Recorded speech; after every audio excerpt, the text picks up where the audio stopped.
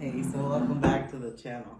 So for this video, I thought I would do something a little bit different and take you behind the scenes and show you a little bit of my work, talk to you about what it is that I do and how I do it, some of the things that I work with, even some of the tools that I work with, and just hang out and talk while I'm doing a little work. I work alone, and so I think it gets to a point where it'd be nice to have, that dialogue. So if you'd like, please put things in the comments.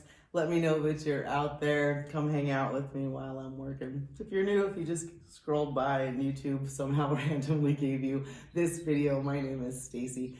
Everybody calls me Stace. I'm out here in Arizona. I'm next to the Superstition Mountain, and I, about 4 years ago now, developed a nonprofit called the Desert Nature Alliance. That's the name of the channel. And called it the DNA. And really the purpose was to help support education.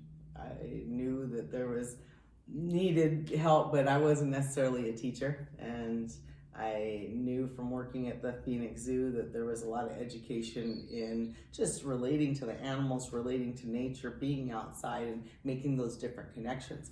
So when we moved out here, gosh, it's been like 8 years ago, and I'm born and raised desert, but I never experienced the amount of animals that we experience out here, the wildlife, because of the amount of sprawl, desert sprawl that they've done with the houses. They've scooted all the animals very far out. So if you live in the center of Phoenix or Mesa, you're not really gonna see the amount of animals that we see way out here by the Superstition Mountain.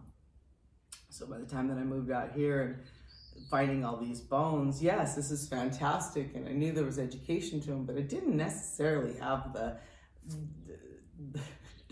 all the skills that was going to be needed to get to this point. And so that's what you're seeing. Those of you that have been following me and watching for all these years, thank you very much. It's not a huge, we don't have like some huge channel. I'm not even claiming that. We're not the Mr. Beast of YouTube or of Bones whatsoever, and never really thought we were going to be. The purpose of the channel and the making of videos is so you'd have access to the same things I did for free, get it out there. And YouTube is just a great area to keep your videos and the ability to move them around. And so that's kind of how it all evolved. And so if you go back to some of the earlier videos, you can see me still here, still in my building, my garage, but it turned into the museum. But back then, I've only got just a couple things I'm talking about, and I'm learning along the way. So one of my biggest complaints is that because I've been doing this alone, I live way out by the mountains, I really didn't have any mentors to go to and go, well, how do I do this? How am I putting these things together? What chemicals am I using? What tools am I using?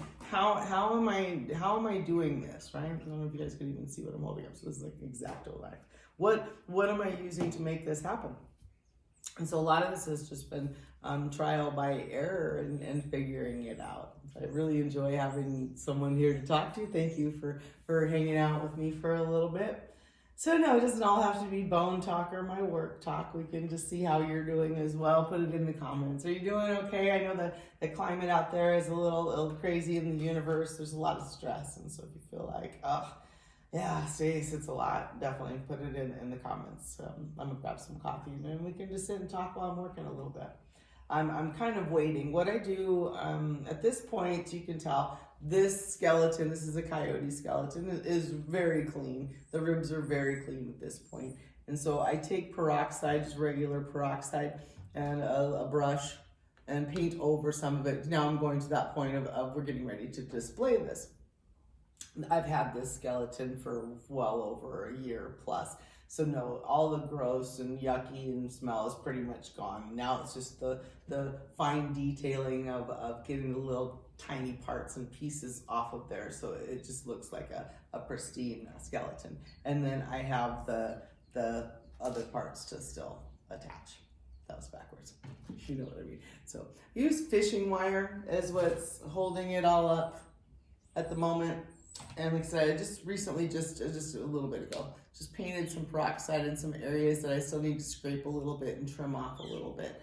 So I just thought I would take a break. And like I said, I figured now's a great time. Turn on the camera, say hi to everybody a little bit, show them what I'm working on, show them how the museum is doing fantastic. A lot of visitors lately.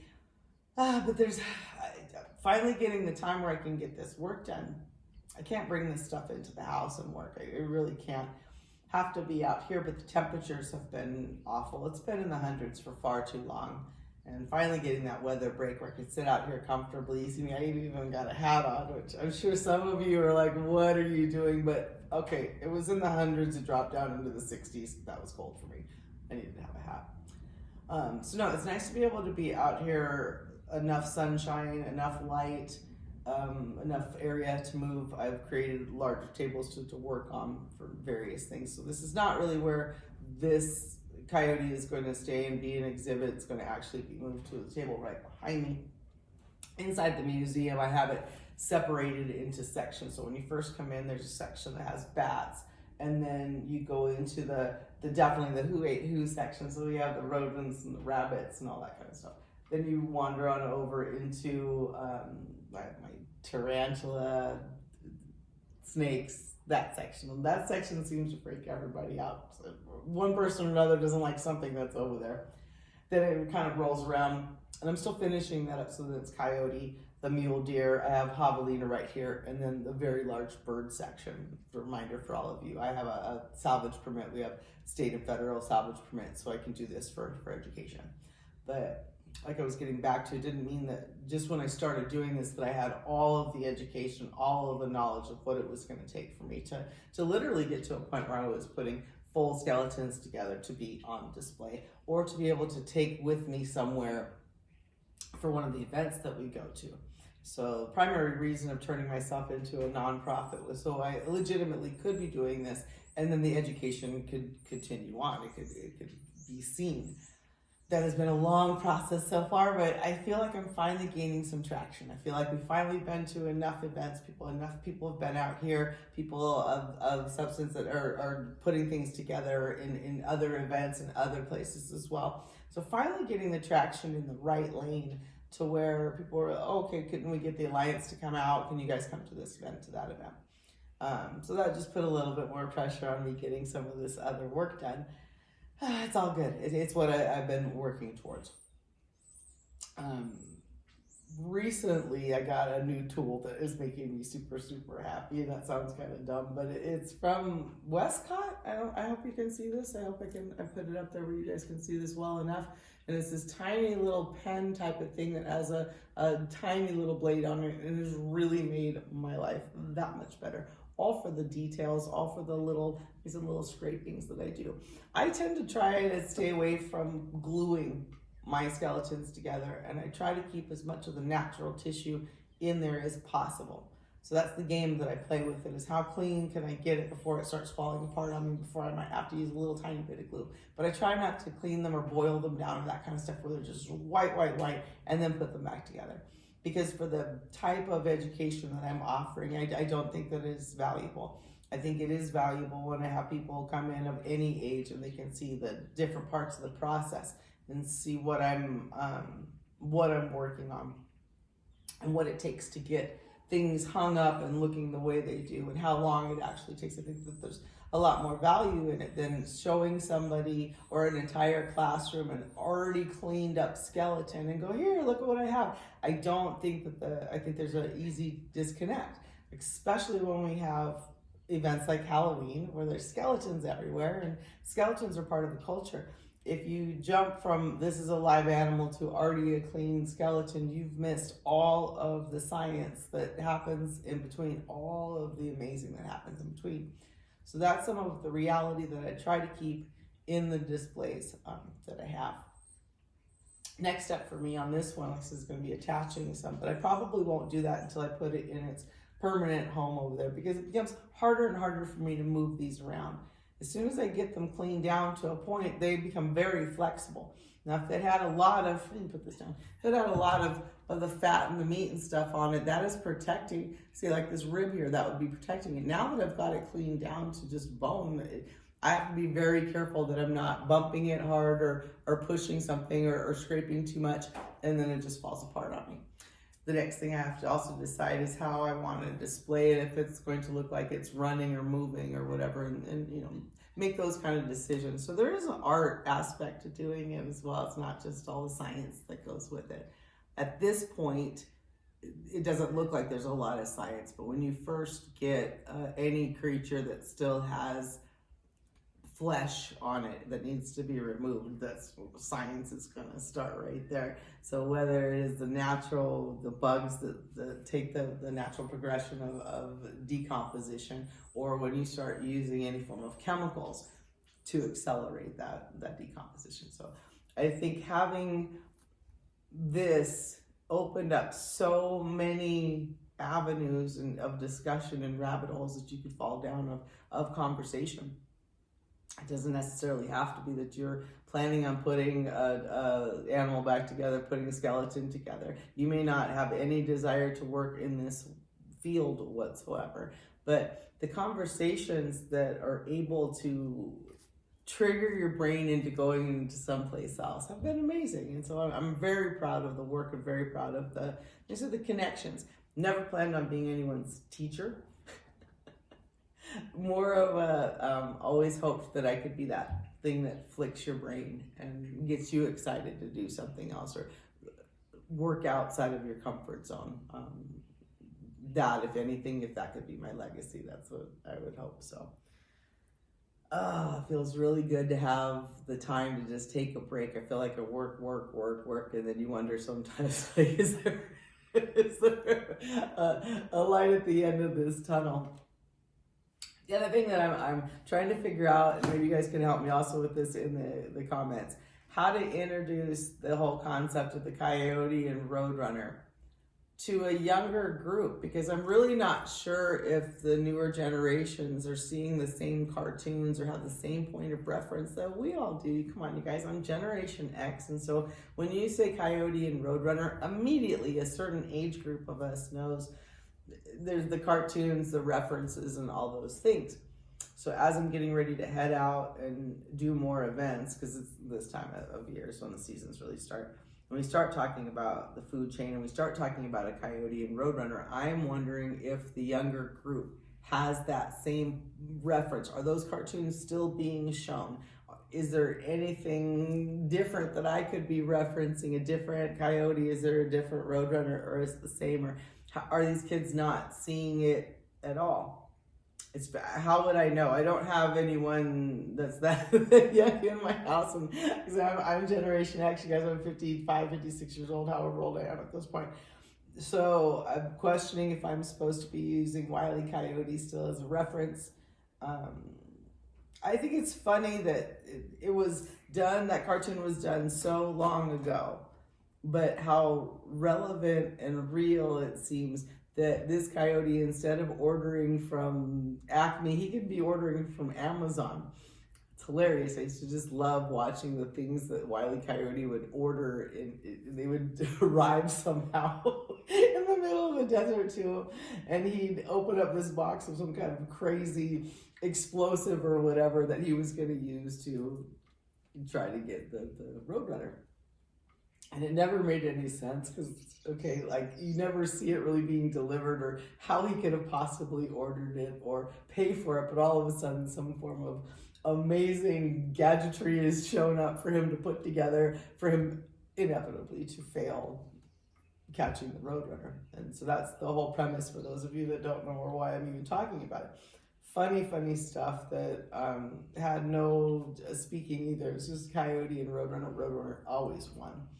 Now that I live out in the desert, it's very accurate. The Roadrunner is not going to be caught by a coyote. But what's funny is a coyote, I don't think is going to spend that kind of effort either on it. It's probably going to turn and look towards that rabbit. Whole other conversation. But that's what we've been talking about earlier with the food chain, coyotes, all of that kind of. So that's where we're at. So I'm wondering, like I said, if the cartoon is relevant. Oh, I do have something I can show. I do have, if you're not sure what cartoon I am talking about, reach over really quick. That cartoon. This one. This coyote. Wile E Coyote. Are the kids in 20, 24, 25, 26, do they know who Wile E Coyote is? Or do I need a different reference? Please put it down in the comments. I need to know. As long as we're going to keep talking about these animals, and I can't keep referencing something that happened a bazillion years ago if the kids are not aware of it. So that's some of the prep work that I have to do when I get out there. Like I said, I'm 56, so if I'm going to be talking to kids that are anywhere from 8, 9, 10 years old, I don't want to talk to them in a way that they're like, what is she talking about? And then it only seems like that I'm talking to adults. Adults easily blow off the education that I do. They crack me up all the time. Always come up, oh, this is for the kids. And then it winds up being an adult who stays, talks to me more, and finds out they don't have anywhere near the knowledge that they thought they did before they came up to the table. That's usually how it works, and it's been a lot of fun. I'm not trying to put anybody down. I think a lot of us did not receive the education that we thought we did, or some of us just blew it off or didn't show up, or just it wasn't available, all the different things. So I keep saying I think there's Swiss cheese holes in everyone's education, and you have to find out where they are and their interest levels, and then how it all connects. With what I've been doing, it all definitely connects. It definitely connects. You hang out with me for any length of time, I can show you where it's all gonna be connecting. Speaking of connecting, I gotta get this stuff all hooked up and done. I have too much work and I'm behind. I'm actually kind of doing this more as a relaxation because I've been working on bat skeletons that we have. I have a total of 7 now. We have 2 that normally go out. Yes, you heard me correctly. I said bats, Mexican freetail and canyon. Tiny, teeny, tiny little itty bitty bones that I work with, and I do basically the same thing on, again, for display. They're already framed, but now I've got a grand total of 7. I had some that were in the glass display that really needed to get out, get framed, get ready for this next season of all the events. Not for just myself, for the Bat Rescue that helps me out with that. Shout out to Arizona Bat Rescue. I have a lot of work to do. So since those bones are so tiny, it hurts my brain, and so I can only work on those for so long. They are inside the house. I do not do that work out here. It's nice to come out, work on heavier, stronger bones where I'm not holding my breath while I'm doing it. When I work on the bats, I don't even breathe. I'm using this teeny tiny little thing. Everything is tiny. I don't breathe. Out here, I can relax a little bit more, and it's not going to fall apart on me. I don't breathe near those bats. So another incentive for you to come out and see any of the events that we're going to be at, any of the nature events, Nature at Night, some amazing stuff we put on display. Or if you are an educator, contact me. We can make a video for you here. You can come on in. You can use some of the things. Maybe we even have something that you could use on loan. Maybe you need to bring your class out and help work on something that looks like this.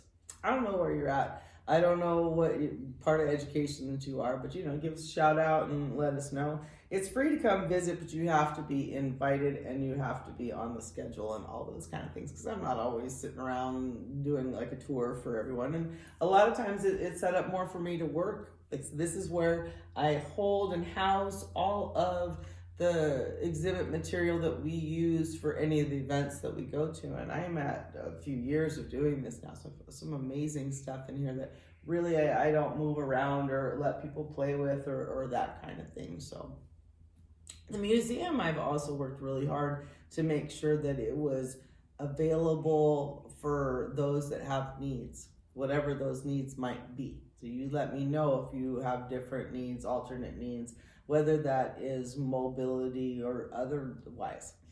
Yes, I can get a wheelchair in here. Yes, we can come up with different things. But what's amazing about here is that because it is on my own property, no, we don't have to have the general population here. And if you are someone whose needs require quiet or calm or the non-judgmental eyes because maybe your movements or something about you is different, or that's what's available here, and that's what I've strived very hard to work on and continue working on to make sure it's available. Even the way the driveway where you can come up, and though it was a garage, it no longer is a garage, it's my museum, because that door works that way, because the road's that way. If you have mobility issues, you literally can come right on in. And so something I'm exceptionally proud of, and going to keep working on, keep evolving this space to grow more than just it houses some things. I can already feel it evolving because of the creatures that stay here and call it home. So the museum, the collection is what I used to call it, has grown to a point of it's demanding its own space and pride and respect, and I love it. I love that. That's hopefully where my legacy continues and grows from. I know I'm kind of dabbling on that and getting a little bit out there with you, but when you start thinking about the reasons why you do things, right now we're coming up, there's a really important election that's happening, and you go, what am I putting forth for good into the universe? What is my part of the puzzle? What is my piece? And I'm hoping that my piece is full of color and vibrancy and light and lots of little sections that connect, and that my piece in this whole crazy tapestry puzzle of life that we're all connected in, that I'm a good piece, that I'm one of those pieces that everyone wants to eventually find and be around and get in there, because it does help the whole. I'm here if you need to vent or let stuff out, or feel that you need that space that is safe enough to talk. I'm going to tell you my truth, so you can put it on out there. But I also want you to know that you have a space here that you can go, Stacey, I'm having trouble learning. I'm having trouble with this. Maybe my education isn't as good, or maybe I'm struggling in math, I'm struggling in reading, or some of the words that you use are harder, or whatever. I don't think that there should be any shame in that. We've decided that there could be other things that couldn't be shamed, but I think a lot of people are hiding the fact that maybe that their education Swiss cheese is causing some problems, or that computer time has messed up their ability to absorb the information, or the attention spans aren't there anymore.